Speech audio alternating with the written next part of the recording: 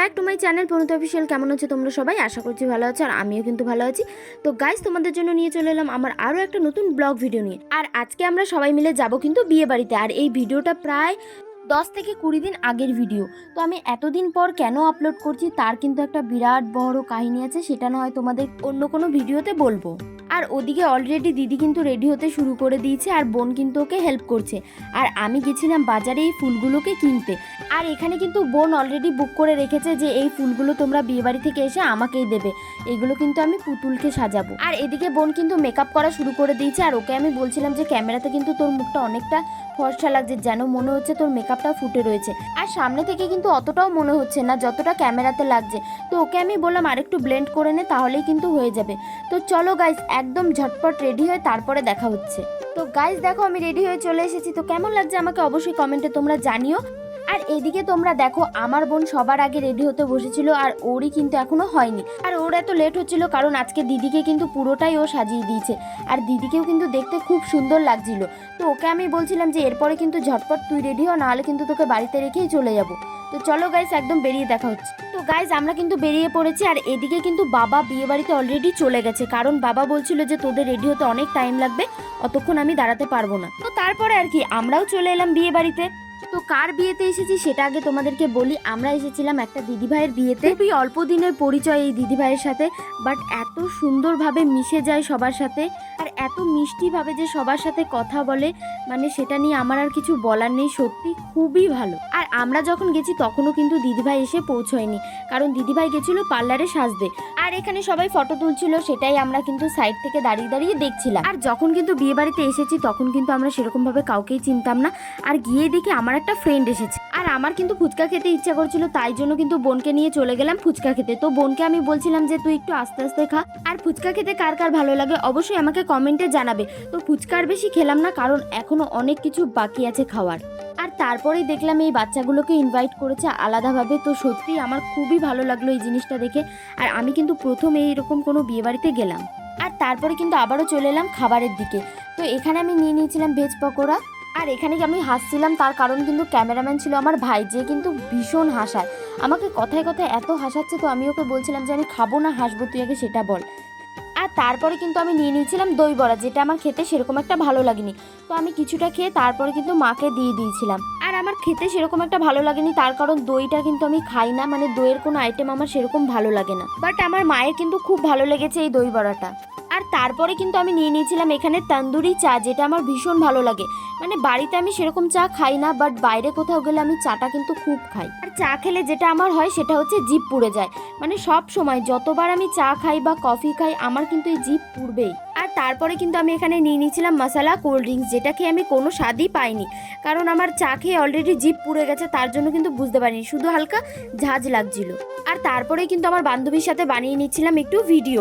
আর তোমাদেরকে তো বললামই যে এই বিয়ে বাড়িতে এসে হঠাৎই আমার একটা ফ্রেন্ডের সাথে দেখা হয়েছে। তো এইটাই সেই ফ্রেন্ডটা। থ্যাংক ইউ সবাই এখানে আসার জন্য ফার্স্ট অফ অল। অ্যান্ড একটা জিনিস না বলে থাকতে পারছি না, যে সায়ন্তনী আমাদের রিলেশন অনেক বছরের, প্রায় লেসে 15 বছরের ওপর, না 15 বছরের ওপর আমাদের রিলেশন।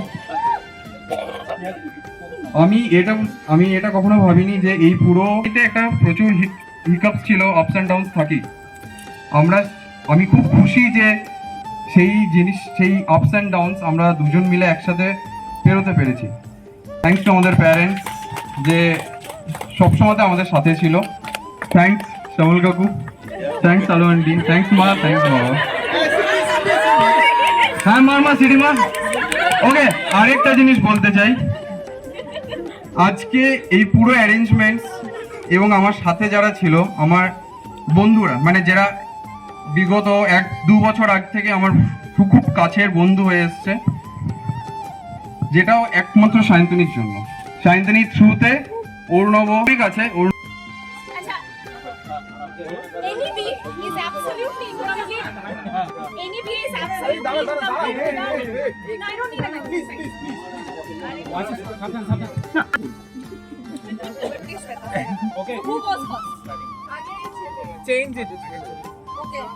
ওকে তাহলে নিয়মটা একটু চেঞ্জ করে নেওয়া যায়। হ্যাঁ, সবকিছু উঠছে যখন আমাদের।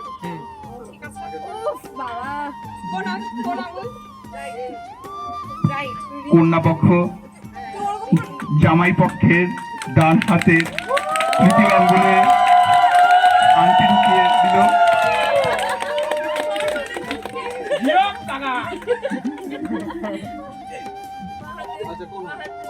জামাই পক্ষ শুনে নিয়েছে,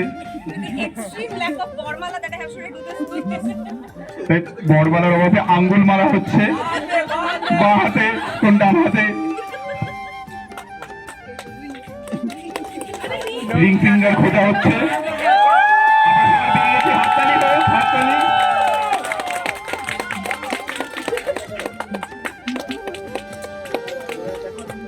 তো এদিকে কিন্তু দিদি ভাইদের এঙ্গেজমেন্ট কমপ্লিট হয়ে গেছে আর আমরাও চলে এসেছি খেতে, কারণ ঝটপট খাবার দাবার খেয়ে আমাদের কিন্তু আবার যেতে লাগবে বাড়িতে। আর অলরেডি অনেকটা রাত হয়ে গেছে, তো বললাম আর বেশি লেট করবো না, তো চলো এখনই খেতে বসে পড়ি। আবার ভাবলাম খাবারের জায়গায় ভিড় থাকবে নাকি, তো এসে দেখলাম না না ফাঁকাই আছে। এদিকে টেবিলে বসে গেছিলো আমার মা, বাবা, ভাই, বোন, আর ওইদিকে টেবিলটায় বসেছিলাম আমি আর আমার ফ্রেন্ড। তো ও বলছিল আমি এখানে একা পড়ে যাচ্ছি, তুই আমার সাথে চলে আয়। আমি বললাম যে ঠিক আছে।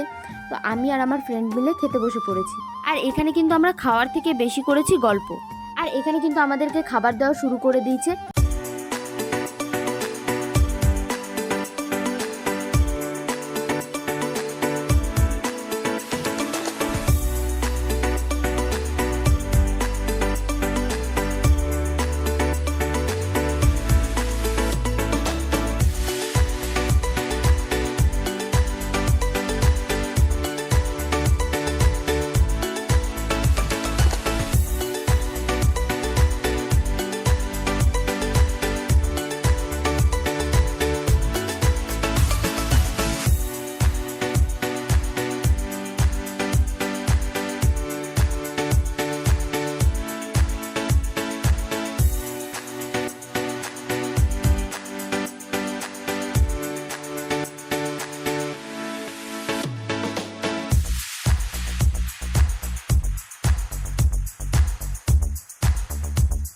আর এদিকে কিন্তু আমাদের খাওয়া দাওয়া কমপ্লিট হয়ে গেছে আর অনেকটা কিন্তু রাত হয়ে গেছে। তো এরপরে কিন্তু আমরা যাব বাড়িতে।